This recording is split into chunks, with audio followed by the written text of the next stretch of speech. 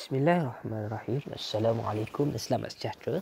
Pada hari ini kita akan teruskan pembelajaran kita dalam bab 5 iaitu 5.2 mengenai peluasan kuasa dinasti Brooke di Sarawak. Okey, kita boleh ingat kembali sebelum ini kalau di Semenanjung, di negeri-negeri Melayu bersekutu dan negeri Melayu tidak bersekutu, cubaan dan menguasai negeri-negeri tersebut adalah melalui British. Tetapi kalau di Sarawak ianya berbeza, iaitu peluasan kuasa dilakukan oleh dinasti Brooke. Iaitu siapa Brooke kita akan lihat lebih lanjut dalam subtopik ini. Okey, kita perlu faham kekayaan Sarawak terutamanya dari segi ada sagu, antimoni dan emas telah menarik perhatian James Brooke. James Brooke ni seorang individu, inilah yang cuba untuk menguasai Sarawak dan beliau telah menggunakan pelbagai strategi. Seperti British juga, James Brooke telah menggunakan pelbagai strategi untuk meluaskan kuasanya. Okey, jadi Sarawak ketika kehadiran James Brooke, kita perlu faham bahawa kawasan Sungai Sarawak merupakan kawasan ekonomi yang sangat penting. Jadi sebelum kedatangan James Brooke, Sarawak telah berada di bawah kekuasaan Sultan Brunei. Jadi Sultan Brunei telah menghantar Pangeran Indra Mahkota ke kawasan ini sebagai pembesar Brunei untuk menguasai ekonomi. Jadi pada tahun 1820-an, kalangan masyarakat Melayu bertumpu di mana? Di lidah, iaitu tanah yang terletak di sekitar Sungai Sarawak. Kawasan inilah yang menjadi pusat perdagangan dan juga pentadbiran. Kawasan ini sangat strategik kerana apa? Ia mampu mengawal kegiatan perdagangan sungai dan juga kawasan pedalaman. Jadi, kita boleh lihat di peta ini. Okey, di sinilah kawasan lidah tanah, iaitu berdekatan juga dengan Kuching. Jadi, kita boleh lihat di sini lah yang mula-mulanya James Brooke datang. Kita boleh lihat juga betapa besarnya yang bergambar warna hijau ni kawasan penguasaan Kesultanan Brunei. Inilah yang cuba dikuasai oleh James Brooke. Okay. Jadi sebelum kita pergi lebih lanjut dalam bab ini, kita perlu kenali beberapa tokoh atau watak penting dalam sejarah di Sarawak. Yang pertama ialah Sultan Omar Ali Saifuddin II, iaitu Sultan Brunei. Baginda lah yang telah mentadbir wilayah Sarawak pada tahun 1827 dan beliau berhasrat mengawal kegiatan perdagangan di Sarawak. Jadi Pangeran Indra Mahkota telah mendirikan pusat pentadbiran di mana? Di Kuching.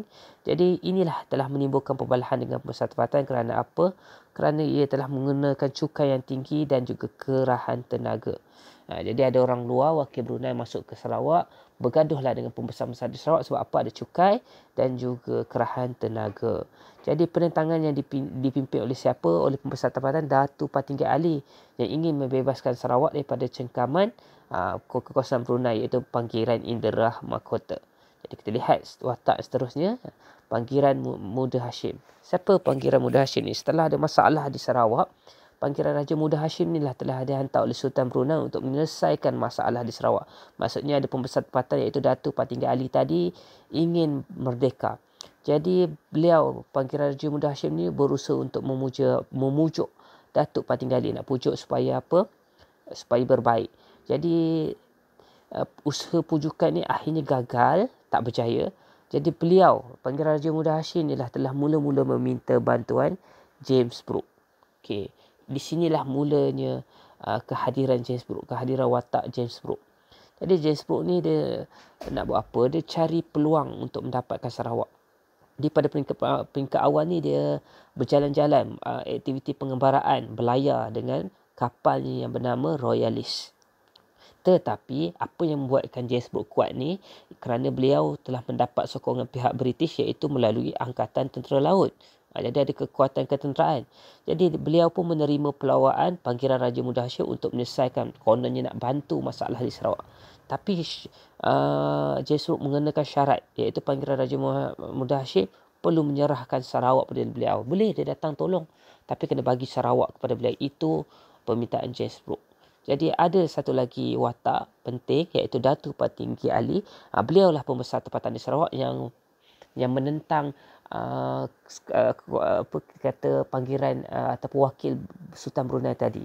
Beliau melakukan penentangan terhadap pentadbiran Sultan Brunei pada tahun 1836. Jadi beliau tak suka dengan tindakan wakil-wakil Sultan Brunei menjejaskan kehidupan masyarakat tempatan. Seperti tadi ada cukai, ada kerahan tenaga. Jadi akhirnya beliau bersetuju berunding dengan James Brooke dan menamatkan penentangan terhadap Brunei. Jadi bila James Brooke konon-kononnya tolong, beliau telah menamatkan penentangan terhadap Sultan Brunei. Jadi James Brooke mendapatkan kuasa pemerintahan. Bagaimana? Ada beberapa strategi. Yang strategi yang pertama iaitu melalui rundingan. Okay, strategi ini digunakan oleh James Brooke apabila berunding dengan siapa? Berunding dengan Panggilan Raja Muda Hashim untuk menyelesaikan masalah pertelintikahan. Pertelintikahan tadi ingat tadi? Antara Sultan Brunei dengan Datuk Patinggi Ali yang berlaku di Sarawak. Jadi dalam perundingan ini, Panggilan Raja Muda Hashim telah menawarkan Sarawak. Maksudnya kalau tolong dapat Sarawak kepada James Brooke, dan tawaran ini dilakukan sebanyak 2 kali. Ada 2 kali. Jadi kita akan lihat bagaimana tawaran ini berlaku. Jadi strategi yang seterusnya, strategi ugutan. Strategi ugutan ini dilakukan oleh James Brooke sebanyak 2 kali. Kita akan lihat apa yang berlaku kali pertama. Panggilan Raja James Brooke melakukan ugutan kepada siapa. Kali kedua, James Brooke melakukan ugutan kepada siapa. Okay, pertama, ugutan telah dilakukan kepada siapa? Panggilan Raja Muda Hashim. Yang cuba apa? Dia berdolak dalih kerana apa? Tak bersetuju dengan rundingan sebelum ini untuk menyerahkan Sarawak kepada James Brooke. Jadi nak mengatasi masalah ini James Brooke mengugut Panggilan Raja Muda Hashim. Dengan apa? Nak menyerang kedudukan Panggilan Raja Muda Hashim di mana? Di Kuching. Ingat, Panggilan Raja Muda Hashim ada di Kuching sebagai wakil pemerintahan Sultan Brunei. Jadi tindakan ini menyebabkan akhirnya Panggilan Raja Muda Hashim bersetujulah untuk apa? Untuk menyerahkan pemerintahan Sarawak kepada James Brooke. Itu ugutan yang pertama. Ugutan yang kedua dilakukan secara tidak langsung kepada siapa? Pemerintah Brunei, iaitu Sultan Omar Ali Saifuddin. Sultan apabila James Brooke pergi ke Brunei dengan diiringi oleh tentera laut. Jadi bila tentera laut ni ramai datang, Sultan Brunei pastilah tak bersedia untuk berperang, iaitu merugikan rakyat dan juga bandar baginda. Jadi kehadiran James Brooke ni telah apa? Terpaksalah untuk Sultan ini mengesahkan penyerahan Sarawak seperti yang dilakukan oleh Panggilan Raja Muda Hashim kerana tak nak berlakunya peperangan dan pertumpahan darah. Jadi tindakan James Brooke ini telah menyebabkan Sultan akhirnya bersetuju menyerahkan atau mengesahkan penyerahan Sarawak tersebut. Inilah 2 ugutan tersebut. Yang pertama kepada Sultan Omar, yang pertama kepada Panggilan Raja Muda Hashim, dan yang kedua ialah kepada Sultan Omar Ali Saifuddin. Jadi kita tengok strategi yang seterusnya. Strategi yang ketiga ialah strategi perjanjian. Jadi perjanjian yang pertama James Brooke dengan Panggilan Raja Muda Hashim sama tadi dengan ugutan. Yang pertama dengan Panggilan Raja Muda Hashim. Jadi perjanjian pertama James Brooke nak memerintah Sarawak dan menguasai hasilnya. Tapi James Brooke harus menghormati dan memelihara undang-undang adat Melayu. Kenapa? Inilah Datuk Patinggi Ali tadi adalah wakil orang Melayu, pemimpin orang Melayu. Dan perjanjian kedua pula untuk mengesahkan perjanjian tersebut, macam biasa sama macam ugutan kedua, lepas dah buat ugut, buat perjanjian. Perjanjian antara James Brooke dengan Sultan Brunei, itu Sultan Omar Ali Saifuddin. Jadi Sultan Brunei menyerahkan Sarawak dari kawasan Tanjung Datu ke Sungai Samaran. Mana awalnya kecil lah, tak besar lagi. Semua hasil pendapatan ini James Brooke yang punya. Tapi James Brooke bayar ufti tahunan sebanyak $2,500 Spanyol kepada Sultan Brunei. Sultan Brunei tidak boleh, bukan Sultan Brunei, James Brooke tidak boleh campur tangan dalam hal adat dan agama penduduk tempatan. Tidak boleh dipindah milik tanpa kebenaran Sultan Brunei, dan Sultan Brunei mengiktiraf James Brooke sebagai apa? Raja Putih Sarawak, dan dapat gelaran James Brooke sebagai Raja Putih Sarawak. Jadi James Brooke telah mendapat meluaskan kuasa Sarawak melalui 2 perjanjian ini, iaitu pertama Panggilan Raja Muda Hashim, dan kedua kepada perjanjian bersama dengan Sultan Omar Ali Saifuddin. Selain daripada itu, tanpa strategi ini tidak lengkaplah James Brooke untuk mendapatkan kuasa, iaitu melalui ketenteraan. Bagaimana? James Brooke telah menggunakan kekuatan ketenteraan untuk mendapatkan kuasa di Sarawak. Beliau telah mendapat bantuan ketenteraan dari siapa? Daripada kapal HMS Dido. Inilah angkatan tentera laut British yang datang bersama menyokong usaha James Brooke. Jadi kapal ini telah digunakan bagi memerangi ancaman laut lanun yang mengganggu perdagangan dan ketenteraman Sarawak. Selain pada itu, kita perlu faham bahawa yang penguasaan ini hanyalah permulaan kepada penguasaan yang lebih luas. Maksudnya British ataupun macam James Brooke ni tak cukup, dia akan ambil sikit demi sedikit. Kita tahu kawasan lain yang lain di Sarawak masih lagi berada di bawah Kesultanan Brunei, dan inilah yang akan dikuasai oleh James Brooke sedikit demi sedikit. Jadi kita akan lihat bagaimana James Brooke mengukuhkan kuasa di Sarawak. Jadi yang pertama ada kekuatan tentera, ada bantuan daripada sokongan tentera Laut British, kita dah tahu tadi. Ada melancarkan kubu kuat orang Iban di Sungai Saribas dan Sungai Sekerang. Ini kita akan lihat di bab perjuangan masyarakat tempatan nanti lebih jelas. Nanti bab kemudian bagaimana orang Iban melawan James Brooke. Selain pada itu ada menentang kebangkitan orang tempatan. Ini ada nanti bab khusus kita akan belajar kemudian. James Brooke menganggap orang tempatan ini sebagai lanun. Maksudnya dia kata orang tempatan ini jahat. Jadi isu ni telah menjadi alasan untuk apa? Meluaskan kuasa lagi. Okey, nak lawan, berperang, serang lagi dan luaskan kuasa di kawasan orang Iban. Sebagai apa? Untuk mendapat tindakan ini sah dan mendapat sokongan daripada British. Selain pada itu, selain berperang, British cuba juga ataupun James Brooke cuba juga untuk memperoleh sokongan sebahagian masyarakat tempatan. Jadi dia cubalah berbaik dengan sebahagian pada orang Melayu dan orang Iban supaya dapat memerintah Sarawak dengan lebih berkesan. Selain pada itu, ada pertelingkahan yang wujud. Maksudnya ada perpecahan. Sebab dekat Sarawak ni kita dah belajar sebelumnya ada banyak pemimpin-pemimpin kecil. Jadi selalulah berlaku pertelingkahan atau pergaduhan. Jadi di Mukah James Brooke telah menyokong Pangeran Matusin bergaduh dengan siapa? Dengan Pangeran Ershad. Dan Pangeran Ershad dan anaknya, Pangeran Nepal, lebih dihormati penduduk tempatan, tapi Brooke ni telah menyokong Pangeran Matusin sehingga membolehkan Brooke memecahkan kekuatan masyarakat tempatan di Mukah. Jadi inilah dasarnya. Jadi kalau ada pergaduhan, James Brooke akan mengambil kesempatan menyokong salah satu pihak supaya akhirnya apa? Sebenarnya dua-dua pun dapat hilang kuasa kerana akhirnya James Brooke yang akan menguasai kawasan tersebut. Jadi selain pada itu, ada juga British James Brooke cuba menghapuskan tokoh tempatan tentang kedudukannya. Apa contohnya? Contohnya Sharif Masahur telah dituduh terlibat dengan pakatan menyingkirkan Brooke, dibuang ke Singapura. Datuk Patiga Abang Abdul Ghaffur, Abang Kahar perlu dibuang ke Melaka. Inilah cara James Brooke mengukuhkan kuasanya. Selain pada itu, ada mengukuhkan pertahanan Sarawak. Ada gambar pertama tadi, ada benteng dan kubu yang lengkap. Kubu di Sungai Sekerang ada, dan juga ada kubu yang dinamakan Fort James, dan juga Ranger Sarawak ditubuhkan. Ini untuk memperkukuhkan pertahanan Sarawak. Kita perlu ingat, bila kita sebut ketenteraan, kita perlukan kewangan, iaitu duit.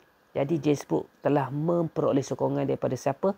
Pemodal Eropah, iaitu Baroness Angela Burdett Counts. Nak dapat duit kena ada pemodal. Kalau tak mampu nak menguasai Sarawak. Jadi kita akan lihat secara ringkas apa itu kronologi kuasa dinasti Brooke. Bagaimana dinasti Brooke cuba meluaskan kuasa dari satu kawasan ke satu kawasan. Okey. Yang pertama, kita perlu lihat pada tahun 1841, James Brooke memperoleh kawasan mula-mula di Kuching saja, ada Tanjung Datu dan ke Sungai Samarahan. Tetapi pada 1840-an, James Brooke berjaya menguasai Batang Lupa dan Sungai Saribas. Itu 1841. 1853, ada penentangan orang Iban di Saribas dan Batang Lupa telah ditumpaskan. Mereka alasan dia bahawa mereka adalah lanun. Jadi Sadong Batang Lupa, Saribas, Kalaka berjaya diperoleh oleh James Brooke. Dan ini sebagai balasan, separuh daripada hasil pendapatan wilayah ini diberi kepada Sultan Abdul Mukmin. Maksudnya dah meluaskan kawasan lagi. 1861, Sultan Abdul Mukmin menyerahkan lagi Sungai Rajang pula kepada James Brooke dengan bayaran $4,500 sepanjang setahun. Kawasan yang terlibat itu apa? Besarkan lagi wilayah, iaitu Oya, Mukah, Tatau dan Bintulu. Bagi meluaskan kuasa lagi. Seterusnya, ini James Brooke, Raja Putih yang pertama ya. Pada tahun seterusnya 1883, orang Kayan yang menini Sungai Baram telah menentang Kesultanan Brunei. Jadi Charles Brooke ini seterusnya, anak Charles Brooke, anak James Brooke seterusnya telah mendapatkan Baram dan seluruh lembangan Sungai Baram daripada Sultan Brunei. Bayar duit lagi $4,200 setahun. Jadi bukannya sekejap sedikit demi sedikit kawasan diambil. Pada tahun 1885, Sungai Terusan telah diperoleh oleh Charles Brooke dengan bayaran $4,500 setahun pada Temenggung di kawasan itu. Okay, ini apa? Ini nak bagi membolehkan isu memenuhi beberapa peniaga Sarawak di kawasan Murud itu dapat diselesaikan. Okay, kita boleh lihat dulu. Ini adalah Charles Brooke, Raja Putih Sarawak yang kedua. Okay, pada tahun 1890, Limbang pula dikuasai. Limbang ni dah dekat dengan Brunei, dengan Sultan dengan kawasan Brunei. Akhirnya Limbang pun dikuasai oleh Charles Brooke. Tindakan ini dilakukan apabila penduduk Limbang bersetuju menyertai Sarawak bayaran $6,000 sepanjang kepada Sultan Brunei. Pada tahun 1905 pula, Kerajaan Sarawak mempunyai hak terhadap lawas sebelum ini dimiliki oleh SBUB berdekatan dengan Sabah. Jadi sepadan Sarawak itu masih kekal sehingga kini. Okay, inilah Charles Brooke. Okay, jadi apa kesimpulan dan iktibar? Ini Raja Putih Sarawak yang ketiga, Charles Minor Brooke. Okay, yang pertama kita perlu faham, jelaslah kelicikan dan kemampuan Charles Brooke menggunakan ada pelbagai strategi. Mulakan dengan rundingan, lepas rundingan ada ugutan ada kenteraan, ada perjanjian yang bolehkan mendapatkan Sarawak daripada Sultan Brunei. Seterusnya, perpecahan dan konflik telah masyarakat tempatan telah memudahkan usaha Charles Brooke. Sebab apa? Bila kita tidak bersatu, berpecah belah, lagi mudahlah kuasa asing untuk menguasai negara kita. Jadi inilah bukti bahawa tanpa sifat bersatu padu dan berwaspada kepada orang asing, kita akan menyebabkan orang lain mudah mengambil alih kuasa dan seterusnya menguasai negara kita. Jadi setakat itu sahaja pembelajaran untuk bab ini. Teruskan pembelajaran di rumah, lengkapkan latihan. Assalamualaikum. Maaf salah silap. Assalamualaikum warahmatullahi wabarakatuh dan selamat sejahtera.